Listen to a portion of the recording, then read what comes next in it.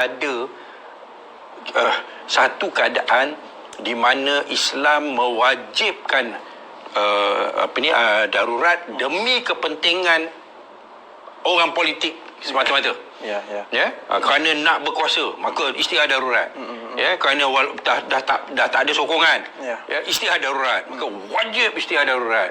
Kenapa? Kerana mengikut dia yang parti politik ataupun golongan politik yang sah di sisi Islam hanya Perikatan Nasional dan Muafakat Nasional. Itu saja. Yang lain semua haram.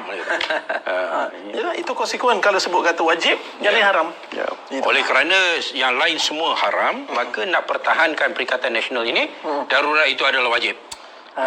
Inilah, ini orang golongan yang mempergunakan dan menjual agama, dan saya cukup kecewa dengan golongan-golongan ulama asuk ini. Ni betul-betul ulama asuk.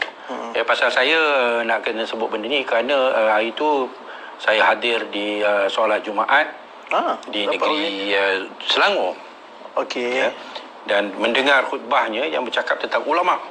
Dan bagaimana ulama itu adalah pewaris Nabi, dan kita kena dengar cakap ulama lah. Tapi dia tak nak cerita tentang adanya ulama usuk. Sedangkan ini adalah benda yang asas. So janganlah apa saja ulama cakap, mana saja yang kita anggap ulama dicakap semua kita ikut je. Mungkin dia ada niat, dia pun manusia, dia pun ada niat jahat. Kemungkinan. Lalu kita kena nilai lah. Dan secara tak langsung, kalau kata darurat tu wajib, tindakan diktator begini pun juga boleh dianggap satu benda yang dibenarkan. Itu kesan dia juga tu. Jadi itulah. Okey. Panjang saya menarik isu ni, dan begitu juga rasanya tertarik juga penonton-penonton kita nak tanyakan soalan pada YB. Daripada Rajani Said, YB. Setelah kerajaan mendapat perkenan YDPA dan mengumumkan darurat, dari segi kuasa, PM akan mempunyai kuasa yang melebihi dari sedia ada. Langkah yang perlu dan berkesan untuk mengekang dari beliau menggunakan kuasa secara tak betul dan saksama. Dari sudut posisi pembangkang, perlukah institusi istana mencampuri urusan kerajaan yang memerintah dalam keadaan darurat agar penggunaan kuasa dapat dihad mengikut lunas-lunas perlembagaan? Inilah yang dikatakan bahawa institusi istana adalah institusi raja berperlembagaan. Dan dalam keadaan itu institusi raja mesti mempertahankan perlembagaan.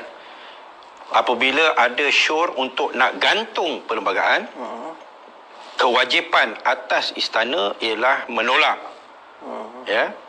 Bukan perkara kecil.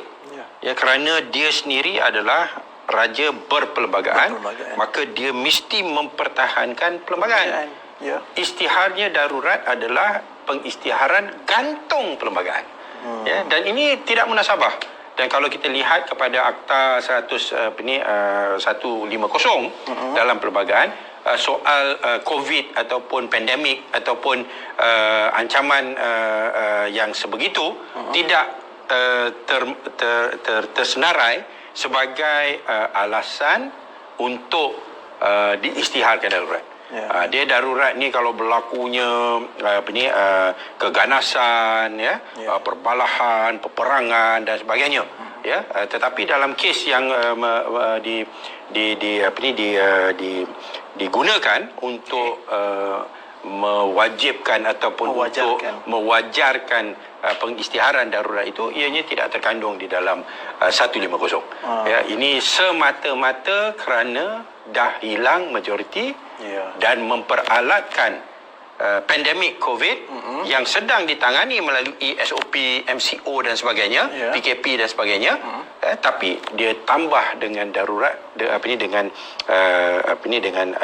darurat penggantungan perlembagaan dan institusi parlimen khususnya untuk nak jaga kedudukannya. Okey, itu penjelasannya daripada Rajani Said. Okey, soalan seterusnya. So, jawab soalan tadi, jawapannya ialah sebenarnya institusi raja seharusnya, malahan sewajibnya mempertahankan perlembagaan. Bukan menyokong gantung perlembagaan. Dan nasihat ke arah itu memang semua ahli-ahli parlimen sampaikan. Ada pihak yang akan kata, oh ini derhaka lah apa dan sebagainya. Tapi yang bagi yang golongan parti PAS itu, saya kena ingatkan mereka lah. Bahawa dulu bila diisytiharkan darurat di Kelantan, PAS menentang habis-habis pengisytiharan darurat di Kelantan. Dan pada ketika itu tidak dikatakan derhaka dan sebagainya, kerana dia nak kembali kepada perlembagaan. Kita nak ikut perlembagaan. Itulah tanggungjawab kita sebagai rakyat, mempertahankan perlembagaan. Itulah tanggungjawab agung dan institusi Raja-Raja Melayu, mempertahankan perlembagaan. Bukan gantung perlembagaan. Darurat gantung perlembagaan. Itulah langkah diktator. Itulah langkah diktator yang dah tak ada majoriti. Okey, soalan seterusnya WB. Aiman Zulkifli. Assalamualaikum Wabi Khalid. Assalamualaikum. Adakah Muhyiddin melanggar perlembagaan demokrasi sedangkan dia dah tak ada majoriti? Nombor jelas, sejelas-jelasnya. Bila dia dah langgar dia sudah tidak ada majoriti, dia sepatutnya bertindak seperti mana yang Tun telah bertindak, letak jawatan, serah balik kepada Yang di-Pertuan Agong untuk mengenal pasti siapa yang mungkin dapat majoriti.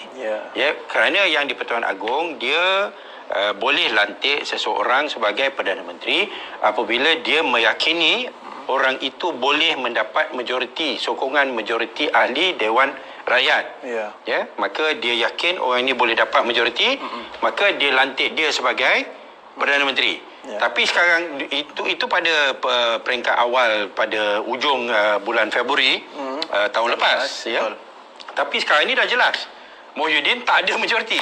Dah jelas dah. Dia tak boleh yakin Muhyiddin boleh dapat majoriti pasal dah jelas dia tak ada majoriti, dah tak dapat majoriti.